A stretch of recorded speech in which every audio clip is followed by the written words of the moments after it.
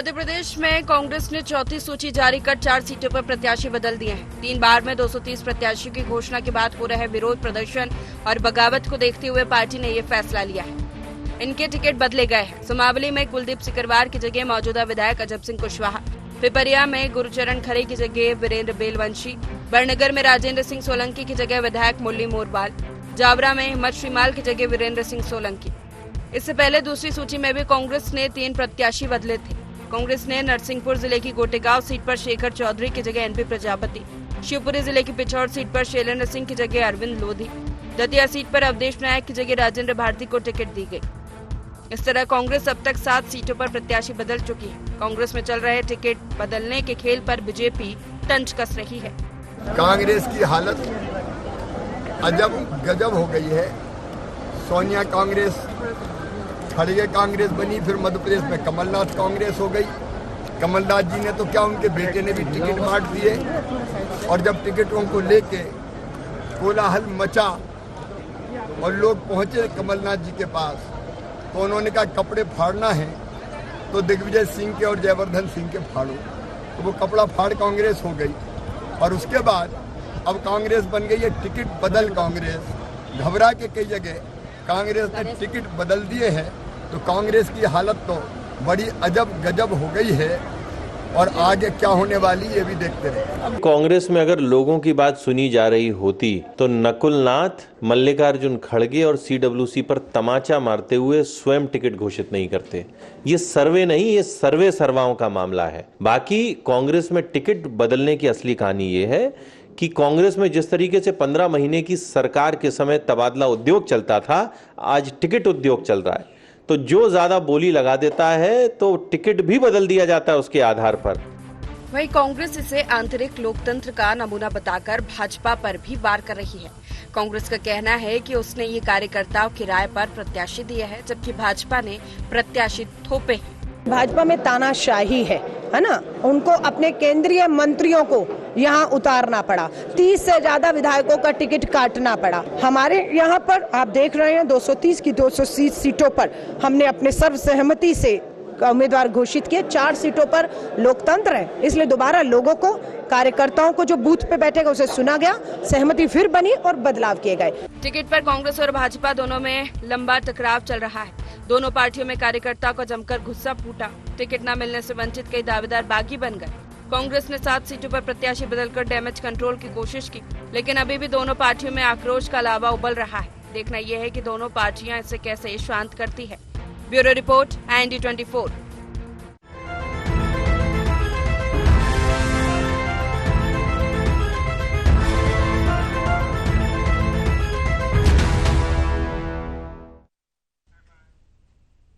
नमस्कार, IND agenda बगावत पर बदलाव में आपका स्वागत है।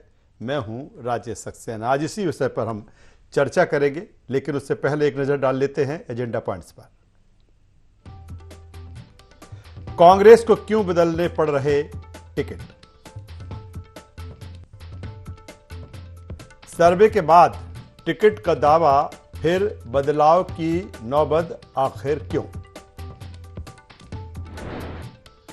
यह कांग्रेस का आंतरिक लोकतंत्र या गुटबाजी का परिणाम है? प्रत्याशियों का विरोध भारतीय जनता पार्टी में भी, फिर बदलाव क्यों नहीं? तो ये अहम एजेंडा पॉइंट्स हैं जिसके इर्द गिर्द आज की हमारी चर्चा होगी, डिबेट होगी। जिस तरह से चुनावी समर है और समर के साथ समय भी धीरे धीरे उस दिन का नजदीक आता जा रहा है जिस दिन वोटिंग होगी। उसके पहले अपने अपने प्रत्याशियों का चयन और चयन के बाद जो सीट्स हैं, चाहे वो भारतीय जनता पार्टी हो या कांग्रेस, दोनों ने जारी की। लेकिन लंबे समय से लगातार हमें चर्चा करते आए हैं कि इस बार का जो चुनाव है कई मायनों में अलग है, और यही कारण है कि तमाम सारी चीजें दिख रही हैं। जितना विरोध, चाहे वो बीजेपी हो या कांग्रेस, जिस तरह का विरोध 2023 के विधानसभा चुनाव में दिख रहा है, शायद इतना पहले कभी नहीं देखा गया हो। कांग्रेस की तो ये स्थिति है कि उम्मीदवार घोषित करने के बाद भी उम्मीदवारों को बदलना पड़ रहा है। अभी तक 7 उम्मीदवार बदले जा चुके हैं। पीसीसी में लगातार विरोध प्रदर्शन देखा जा रहा है। कमोवेश यही स्थिति भारतीय जनता पार्टी में है, लेकिन बस अंतर इतना है कि भारतीय जनता पार्टी ने अपना भी कोई प्रत्याशी नहीं बदला। भले प्रत्याशी या नेता ने, खासतौर पर कह रहे बीजेपी नेता ने पार्टी बदलकर दूसरे दल को अपने साथ ले लिया और कई जगहों पर वो उम्मीदवार भी हैं। तो जो बगावत है, जो तकरार है, जो नाराजगी है, हालांकि दोनों के अपने अपने दावे हैं, अपनी अपनी तरीके से उसकी व्याख्या की जा रही है, लेकिन कुल मिलाकर ये बिल्कुल सही है कि दोनों में असंतोष काफी है। और ये असंतोष किसको कितना नुकसान पहुंचाता है, या फिर कांग्रेस जिस तरह से सीट बदलकर इस डैमेज को या इस व्यवस्था को सुधारने की कोशिश कर रही है, उसमें वो कितनी कामयाब होती है, इसी मसले पर चर्चा होगी, बातचीत होगी। चर्चा शुरू करें उससे पहले अपने मेहमानों से आपका परिचय करा देते हैं, फिर इस चर्चा को हम आगे बढ़ाएंगे। 3 मेहमान इस चर्चा में हमारे साथ में हैं। हमारे साथ में हैं कांग्रेस के वरिष्ठ नेता पूर्व सांसद प्रताप भानु शर्मा जी। स्वागत करूंगा प्रताप भानु शर्मा साहब आपका। हमारे साथ में है बृजगोपाल लोहिया साहब, प्रदेश प्रवक्ता भारतीय जनता पार्टी। स्वागत है लोहिया साहब आपका। और वरिष्ठ पत्रकार योगीराज योगेश जी हमारे साथ में है। योगीराज जी आपका भी स्वागत करता हूं। सबसे पहले प्रताप भानु शर्मा साहब आपके पास में आता हूं, और कई चीजों को आप मुझे दुरुस्त भी कर सकते हैं, क्योंकि मैं कह रहा हूं कि इस बार जो 2023 का चुनाव है कुछ अलग होगा। लंबे समय से चर्चा करते आए, और जिस तरह से असंतोष, चाहे वो कांग्रेस हो या भारतीय जनता पार्टी हो, जिस चरम पर देखा जा रहा है, शायद ये भी इस तरह का पहला मामला हो। लेकिन मेरा सीधा सा सवाल इस बात को लेकर है कि तमाम सारे सर्वे किए गए, तमाम भोपाल से लेकर दिल्ली तक बैठकें की गई, फिर आपने सूची जारी की, सूची भी देर से आई, लेकिन उसके बाद भी कैंडिडेट बदलना पड़ रहे हैं। ये क्या दबाव है या किस तरह का प्रेशर है प्रताप भानु शर्मा साहब? राजेश जी, ये किसी तरह का कोई दबाव या प्रेशर नहीं है, पर यदि कोई कार्यकर्ता अपनी बात कहने के लिए अपने प्रतिनिधि को बदलने की बात करता है, या कोई सुझाव देता है, पोलिंग बूथ से आता है, अपने विधानसभा क्षेत्र से आता है, तो उस आधार पर कुछ चेंजेस हुए हैं। पहली सूची में 3 बदले गए, तत्काल बदल दिए थे, जहां से कोई रिप्रेजेंटेशन आया या जहां से दोबारा रिपोर्ट आई, सर्वे रिपोर्ट भी तत्काल दोबारा बुलाई जाती है। हमारे यहाँ जो प्रोसीजर है, जो मैंने देखा है रीवा प्रभारी होने के नाते, जो हमारे एआईसीसी के सचिव हैं, जो दूसरे संगठन के जिम्मेदार लोग हैं, वो तत्काल 24 घंटे के अंदर फिर से उसको रिव्यू करने के लिए जहां होता है रिपोर्ट देते हैं प्रदेश अध्यक्ष जी कमलनाथ जी को, एआईसीसी को। इसी तरह से 4 नाम अभी आज बदले गए हैं, जो पिछली सूची आई थी उसमें से, और उनमें भी उन लोगों को दिया गया है जो पहले से स्थापित हैं, पूर्व विधायक रहे हैं और फिर से लड़ना चाहते हैं। तो उसके पीछे कोई ना कोई टेक्निकल रीजन रहा होगा, और उनके प्रतिनिधि मंडल जो आए होंगे या उनका रिप्रेजेंटेशन आया, उस पर विचार करके उसमें परिवर्तन किया, तो उसे कोई अन्यथा नहीं लेना चाहिए। भाजपा जैसा काम नहीं है कि दे दिया सो फाइनल, बगैर पूछे दे दिया तो फाइनल। मंत्रियों को उतार दिए, सांसदों को उतार दिए, जिनने टिकट नहीं मांगा था उन्हें भी टिकट दे दिए। ये ऐसी डिक्टेटरशिप हमारे यहाँ नहीं चलती। कार्यकर्ता क्या बात कह रहा है उसको हम वेरीफाई करते हैं, हमारा प्रदेश का नेतृत्व वेरीफाई करता है, एआईसीसी की सर्वे कमेटी से फीडबैक फिर दोबारा बुलाया जाता है 24 घंटे के अंदर, उसके आधार पर यह निर्णय लिया जाता है। इसे दबाव नहीं कह सकते, कोई टेक्निकल रीजंस होंगे, कोई लोगों को, कार्यकर्ताओं की भावना होगी। और यदि हमने ये काम किया है तो इसमें भाजपा को कोई मिर्ची लगने की या इनका पेट दुखने की जरूरत तो है नहीं। हमारा इंटरनल मैटर है, हम तो चुनाव में हैं, हराएंगे इनको, 150 से ज्यादा सीटें जीतेंगे। लेकिन वो कह रहे मिर्ची नहीं उनको, लेकिन आपने सवाल खड़े करने का मौका दे दिया प्रताप भानु शर्मा साहब। राजेश जी, ये अपने गिरेबान में तो झांक के देखें कि इनके ऊपर कितने सवाल उठ रहे हैं। ये देखें, अभी तक विदिशा और गुना की सीट में ये प्रत्याशी फाइनल नहीं कर पाए। हमने तो 230 उम्मीदवारों की घोषणा कर दी, और जहां सुधार करना था, संशोधन करना था, जहां का रिप्रेजेंटेशन कोई आया बेहतर समझा, उसे विचार करके अंतिम सूची निकाल दी। अब कोई परिवर्तन नहीं होंगे, अब कोई सुधार नहीं होगा। परंतु इनने विदिशा, जहां से मैं बोल रहा हूं, मेरे खुद का क्षेत्र रहा है, हमारा गृह नगर है, वहां से इन्हें उम्मीदवार नहीं मिला। कभी मुख्यमंत्री का नाम आता है, कभी पुराने प्रत्याशी का नाम आता है, फिर रातों रात फिर बदल जाता है। गुना में भी यही हालत है। तो ये अपने टिकटों को फाइनल कर चलिए, मैं सीधे लोहिया साहब से ही जवाब ले लेता हूं। लोहिया साहब, स्वागत करूंगा। मुझे लगता है कि हमारा लोहिया साहब को मैदान में जवाब देंगे, चिंता न करें आप। ठीक है, अभी स्टूडियो में जवाब ले लेता हूं। लोहिया साहब, जिस तरह से ठीक है कांग्रेस ने कई स्थानों पर अपने टिकट बदले हैं और आप सवाल खड़े कर रहे हैं कि ये अजब गजब है, कई उदाहरण दिए जा रहे हैं आपके नेताओं की तरफ से। अगर भारतीय जनता पार्टी की अगर हम बात करें, जिसका जिक्र हम कर रहे हैं कि जो असंतोष है जो वो साफ भारतीय जनता पार्टी में भी दिख रहा है। भले आपने टिकट ना बदले हों, लेकिन आपके कई नेताओं ने पार्टी बदल ली, वो दूसरे दलों से मैदान में है, तो क्या कहेंगे? देखिए राजेश जी, हमने ये कभी नहीं कहा कि टिकट वितरण के बाद हमारे यहाँ कोई जीरो असंतोष है। हम तो हमेशा कहते हैं कि भारतीय जनता पार्टी में हम भाग्यशाली कार्यकर्ता हैं कि हमें हर टिकट पर 10 से अधिक दावेदार हैं और इसके कारण कहीं ना कहीं प्रत्याशी चयन की असुविधा होती है। परंतु प्रत्याशी चयन के बाद की जो स्थिति कांग्रेस में आज बन रही है, आप उसे देखेंगे कि हो क्या रहा है। कांग्रेस पार्टी ने 230 विधानसभाओं के लिए 237 उम्मीदवारों की सूची अभी तक जारी कर चुके हैं। जब आप मीडिया में आज सुबह देख रहे थे तो कह रहे थे कि कांग्रेस की चौथी सूची जारी, उसमें कोई नया नाम नहीं है। आदरणीय शर्मा जी अभी कह रहे थे कि हमारे पेट में क्या दर्द हो रहा है। हमारे पेट में कोई दर्द नहीं है, हम तो कांग्रेस के कार्यकर्ताओं का दर्द बयां कर रहे हैं। आदरणीय शर्मा जी, देखिए, असंतोष कम और ज्यादा है, परंतु असंतोष भी किस तरह से है मैं आपको बताता हूं। भारतीय जनता पार्टी के कार्यकर्ताओं में कहीं कहीं असंतोष था। माननीय प्रदेश अध्यक्ष जी ने उनसे संवाद किया, माननीय मुख्यमंत्री जी ने संवाद किया, माननीय सिंधिया जी ने संवाद किया, माननीय भूपेंद्र यादव जी ने किया, और हम कार्यकर्ताओं से संवाद कर रहे हैं। एक आपके यहाँ का असंतोष है कि कार्यकर्ता आत्मदाह कर रहा है, टायर जला रहा है, और बड़ा दुख का विषय है कि जब आपका कार्यकर्ता वहां आत्मदाह करने की कोशिश कर रहा है तब भी नेता उसका पक्ष सुन नहीं रहा है। एक और आपके मामले में नया मोड़ आ जाया है। आपने वो निशा बांगरे का अभी वीडियो मैं सुन रहा था कि वो कह रही है मुझे तो वायदा किया था कमलनाथ जी ने कि टिकट मुझे देंगे, और वहां आमला से दूसरे की घोषित कर दी। अभी आप कह रहे थे कि अब कोई सूची में परिवर्तन नहीं होगा। क्या आप अधिकृत रूप से ये कह सकते हैं कि अब सूची में कांग्रेस के में कोई परिवर्तन नहीं होगा? किस तरह से आप कार्यकर्ताओं को भ्रमित कर रहे हैं, किस तरह, और जो आप परिवर्तन कर रहे हैं उस परिवर्तन की स्थिति भी समझिए।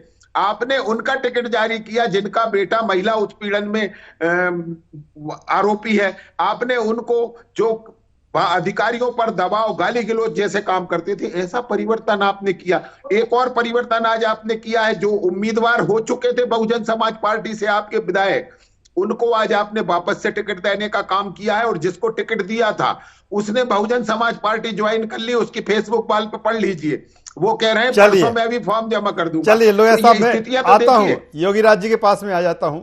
योगी राज जी, ये तमाम सारी चीजें, तमाम सारे जो दृश्य हैं, टिकट मिलने के बाद जिस तरह से टिकट बदले जा रहे हैं, और ये भी सही है कि जिसका जिक्र हम लंबे समय से करते आए कि तमाम सर्वे किए गए, कई तरह के समीकरण साधे गए, और उसके बाद टिकट फाइनल होगा। लेकिन उस फाइनल होने के बाद भी जिस तरह से बदलाव की बयार देखी जा रही है, मेरा सीधा सवाल इस बात को लेकर है कि क्या इस बार प्रेशर ज्यादा है कांग्रेस के ऊपर? हालांकि प्रेशर भारतीय जनता पार्टी के ऊपर भी है, लेकिन चूंकि बात जब हम टिकट बदलने को लेकर कर रहे हैं, तो क्या ये प्रेशर है या एक मनोवैज्ञानिक दबाव है? नहीं, निश्चित तौर पर पार्टी के ऊपर प्रेशर तो रहता ही है जब एक से ज्यादा प्रत्याशी आपके पास होते हैं। लेकिन ये इस बार का बड़ी विचित्र सी स्थिति है चुनाव, ये कैंडिडेट की लिस्ट को लेकर। आप देखिए, बड़े मजेदार बातें निकलकर सामने आती हैं। आपने जिसका जिक्र किया कि कई सर्वे होते हैं, पार्टी के इंटरनल सर्वे होते हैं, कार्यकर्ताओं के सर्वे, एजेंसी अलग सर्वे करा रही हैं, और इसके बाद एक नाम फाइनल करने में पसीना आ जाता है पार्टियों को। और महत्वपूर्ण बात यह कि जब लिस्ट आती है तो उसमें कई ऐसे लोग, मतलब इन असली और मूल कार्यकर्ताओं से ज़्यादा तो वो लोग टिकट पा गए जो ना भाजपा में थे ना कांग्रेस में थे। कल तक तो जो भाजपा में था वो आज कांग्रेस से टिकट पा गया, कल तक जो कांग्रेस में था वो बीजेपी से टिकट पा गया। तो ये कैसी विचित्र स्थिति। और कई मामले तो ऐसे हुए जो पार्टी के सदस्य नहीं और उनको टिकट देने का वादा हो गया, टिकट मिल गया। अब इसको आप क्या कहोगे? आप इससे आप 4 प्रत्याशी बदलें, 7 प्रत्याशी बदलें या प्रत्याशी घोषित नहीं करें, निश्चित तौर पर पार्टी की पेशानी पर बल पड़ता है।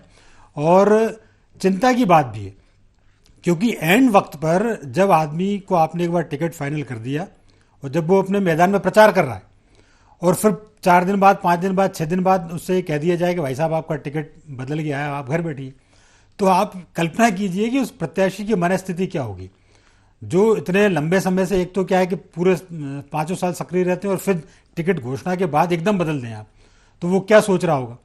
तो आपने उसकी तो चलो ठीक है, आदमी की आजकल चिंता कौन करता है, लेकिन पार्टी की भी चिंता आप कर लें। आपने प्रत्याशी नहीं बदले, बल्कि मुझे ऐसा लगता है कि प्रतिद्वंदी बढ़ा दिए आपने अपने पार्टी के लिए। या दूसरी भाषा में यह भी कह सकते हैं कि आपने 2 प्रत्याशी दे दिए एक सीट पर, जो भी जीतेगा बाद में पार्टी में शामिल हो जाएगा। लेकिन कहीं ना कहीं ये स्थिति पार्टी के लिए ठीक नहीं है और उन कार्यकर्ताओं के लिए भी ठीक नहीं है जो पार्टी का समर्पित कार्यकर्ता है या जिनका नाम सर्वे में आया था। अब जैसे बड़नगर की आप बात कर लें, जावरा की आप बात कर लें, वहाँ के प्रत्याशी ये कह रहे हैं कि साहब मैं तो टॉप पे था सर्वे में, मेरा नाम अचानक से काट दिया गया। दूसरे जब लॉजिक दिए जाते हैं टिकट कटने के बाद, ये लॉजिक तो तब दिए गए थे जब उनको टिकट दिया गया था, इन्हीं लॉजिक पर। अब अजब सिंह कुशवाहा का चेंज हुआ, अब कहा यह गया कि साहब वहाँ कुशवाहा समाज के मतदाता 40,000 से ज़्यादा हैं। तो ये क्या पहले नहीं दिखा था कि अचानक 2 दिन में संख्या याद आ गई, उन्होंने कहा कि नहीं साहब इस समाज को दिया जाए। और ये कह के टिकट उनका काटा गया था कि साहब इनके ऊपर क्रिमिनल चार्जेस बहुत ज़्यादा हैं। तो अब क्या वो क्रिमिनल चार्जेस से बरी हो गए क्या? तो ये बहुत सारे सवाल आते हैं और ये पत्रकार नहीं उठाती, मीडिया तो उठाती है, लेकिन पार्टी का आम कार्यकर्ता भी यही बात करता है कि साहब जब आपने दिया था, तब जब काटा था तब तो ये बात आप कह रहे थे और अब वापस उनको दे दिया गया। जिसने, और उनके बारे में तो ये भी कहा जाता है कि वो बीएसपी छोड़ी भी नहीं उन्होंने और कांग्रेस का टिकट मिल गया, जो मैंने पहले आपको जिक्र किया। चलिए, बेहतर बात तो मुझे लगता है योगीराज जी जो बात कर रहे हैं उसी बात को मैं थोड़ा आगे प्रताप भानु शर्मा साहब के पास में बढ़ा देता हूं। प्रताप भानु शर्मा साहब बिल्कुल ही सही है और आप, मुझे लगता है इस बात को आप मानेंगे कि जो पहले अगर 7 जिनकी हम बात कर रहे हैं, जिनको पहले टिकट दिया गया, वो भी सर्वे में ऊपर होंगे। हो सकता हो कुछ चीज़ें हो सकती हैं, अब उनको बदला गया है, वो भी कहीं ना कहीं तमाम सारे पैरामीटर्स पर आपके आए होंगे, इसलिए उनको दिया। लेकिन योगीराज जी जिस तरह से कह रहे हैं कि आपने पार्टी के भीतर ही जो प्रतिद्वंदी बढ़ा दिए हैं, आपस में जिस तरह से चीज़ें सुधारने की तरफ आप बढ़े थे और एक प्रतिस्पर्धा वहां पर हो गई, जिसका कटा टिकट, उसको लग रहा है कि भाई मैं तो तमाम सर्वे में आया था, टिकट भी घोषित हो गई और फिर हमें टिकट नहीं दिया। नहीं लगता कि ये चीजें तो और आपके लिए नकारात्मक हो सकती है प्रताप भानु शर्मा साहब? नहीं राजेश जी, नकारात्मक तो नहीं होंगी, पर जैसा योगीराज जी कह रहे हैं कि टिकट में बदलाव नहीं होने चाहिए और ये आया राम गया राम की राजनीति बंद होना चाहिए, मैं उनकी बात से सहमत हूं। पर अपने को ये भी देखना पड़ेगा कि इसका दरवाजा किसने खोला। भाजपा को जब 2018 में बहुमत नहीं मिला और ये भ्रष्ट राजनीति की शुरुआत करी मध्य प्रदेश में, जिसका कोई दूर दूर तक अता पता नहीं था, और उसकी जिम्मेदारी पूरी तरह भाजपा के नेतृत्व शिवराज सिंह और उनके सब सहयोगी पर है, तो आने जाने की एक शुरुआत हो गई। और आज जब भाजपा छोड़कर, भारतीय जनता पार्टी छोड़कर कांग्रेस की तरफ लोग आ रहे हैं, लेकिन सर दरवाजा उन्होंने खोला है, हम प्रवेश क्यों कर रहे हैं? नहीं, अब जो अच्छा लग रहा है कि ये उसने गलत भूल स्वीकार कर ली, कल का भूला आज घर आ रहा है, हाँ। सुबह का भूला शाम को घर आ जाए तो स्वीकार कर रहे हैं राजेश जी, हाँ। परंतु इतना जरूर है कि इस पर अंकुश लगना चाहिए इन सब चीजों पर हमारी पार्टी एक थोड़ी लोकतांत्रिक तरीके से फैसला करती है, हाँ। फील्ड से कोई रिपोर्ट बुलवाते हैं, हाँ। और एक सिस्टम है, हाँ। उसमें यदि कोई पुनर्विचार की बात आती है तो हम पुनर्विचार करते हैं, इसका ये बहुत बड़ा प्रमाण है। और दूसरी बात, जिनने टिकट नहीं माना उन्हें टिकट दे दिया, इनके पास प्रत्याशी नहीं थे, सांसदों को मंत्रियों को उतार दिया, इसको क्या कहेंगे आप? जिसने नहीं मांगा उसे दे दिया और बेचारा उफ नहीं कर पा रहा, डर के मारे बोल नहीं पा रहा, आवाज नहीं निकल रही। लेकिन सर उन्होंने बदले तो नहीं, उन्होंने फाइनल कर दिया, उन्होंने सांसद से कह दिया, केंद्रीय मंत्री से कह दिया कि लड़ना, तो वो लड़ रहे हैं मैदान में। बस अब हमने भी कह दिया, जिनको दे दिया लड़ो आप भी मैदान में, अब कोई परिवर्तन नहीं होगा। तो सर आपने बदल दिए ना, इसी पे तो सवाल है। अरे बदल के जो बेहतर मिला उसे दे दिया, अब इसमें विवाद ही नहीं है। अब इसका जवाब मैदान में देंगे हम भाजपा को। और ये तो बिल्कुल एक जो हमने सुना मुख्यमंत्री जी शिवराज कह रहे हैं अजब है गजब है, उनके इस जमाने में मध्य प्रदेश अजब गजब और भ्रष्टाचार से बनी हुई सरकार जो मध्य प्रदेश के इतिहास में कभी नहीं हुआ था, वो उनने कर दिया। तो हम तो कहेंगे कि शिवराज की सरकार अजब है गजब है, मध्य प्रदेश थोड़ी अजब है गजब है, ना कांग्रेस पार्टी अजब है गजब है। चलिए लोहिया साहब जवाब दे दीजिए। देखिए मैं बताऊं, पहली बार मैं माननीय प्रताप भानु जी की बात का समर्थन करने के लिए बात कर रहा हूं। मैं समर्थन करता हूं निश्चित, जैसा मध्य प्रदेश में कभी नहीं हुआ। मध्य प्रदेश तो आपके जमाने में अंधकार में डूबा रहता था, आज तो इलेक्ट्रिसिटी सरप्लस स्टेट है, हमने वो कर दिया। आपके जमाने तो मध्य प्रदेश सड़कें नहीं होती थी, आज मध्य प्रदेश में शानदार सड़कें। बिल्कुल आपने बिजली की पढ़ाई में लाइट करिए, कांग्रेस ने बिजली जीती। मेरा आपसे अनुरोध है, मैं आपके बीच में नहीं बोला था, मैंने आपके बीच में नहीं बोला था, मैं आपको बता रहा हूं, मैं आपके बीच में नहीं, देखिए मैं आपसे आग्रह कर रहा हूं कि मैंने आपके बीच में नहीं बोला था, परंतु ये स्थितियां निश्चित हैं, ये कभी नहीं हुई। कांग्रेस की सरकारों में कहां संभव था? ये तो भारतीय जनता पार्टी की सरकारें हैं जहां विकास और जनकल्याण एक साथ चल रहा है। कभी कांग्रेस की सरकारों में किसानों ने सोचा नहीं था कि 12,000 रुपए प्रतिवर्ष मिलेंगे। कभी मध्य प्रदेश के हैरान, अरे आप सुन लीजिए ना, किन किन बातों से परेशान है, अगर उन पर भी जा सकते हैं अपन। मैं आपसे यह आग्रह करना चाहता हूं कि मध्य प्रदेश में निश्चित गजब हुआ है कांग्रेस के इसके शासन की तुलना में, और वही चुनाव का वास्तविक मुद्दा है। और आप मुद्दों से ध्यान भटकाने ये चर्चा कर रहे हैं, मगर आज विषय है आपकी टिकटों का।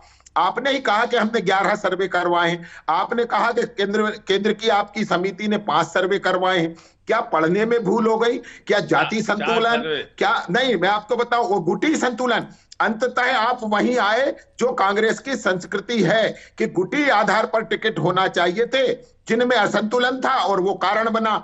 और वो कारण क्यों बना? क्योंकि कमलनाथ जी ने कहा कि दिग्विजय सिंह के कपड़े फाड़ो, और दिग्विजय सिंह के कपड़े तो नहीं फटे, मगर उन्होंने कमलनाथ जी के कपड़े फटवा दिए। माननीय प्रताप भानु जी, आप इस बात को स्वीकार करेंगे, और आप बहुत बेहतर जानते हैं कि ये उत्पात मध्य प्रदेश में हंगामा है क्यों बरपा हुआ, आप भी बहुत बेहतर जानते हैं। और ये जो हो रहा है कांग्रेस में, ये मध्य प्रदेश की राजनीति के लिए भी चिंता का विषय है, और कार्यकर्ताओं के भविष्य के लिए भी चिंता का विषय है। अभी आप कह रहे थे, माननीय योगी राज जी कह रहे थे कि किस तरह एक व्यक्ति बहुजन समाज पार्टी का अधिकृत रूप से उम्मीदवार घोषित हो चुका है, आप उसे टिकट देने जा रहे हैं और अपने कार्यकर्ता का अपमान असम्मान करते हैं। हम ये आपसे कह रहे हो, हम तो संस्कारवान।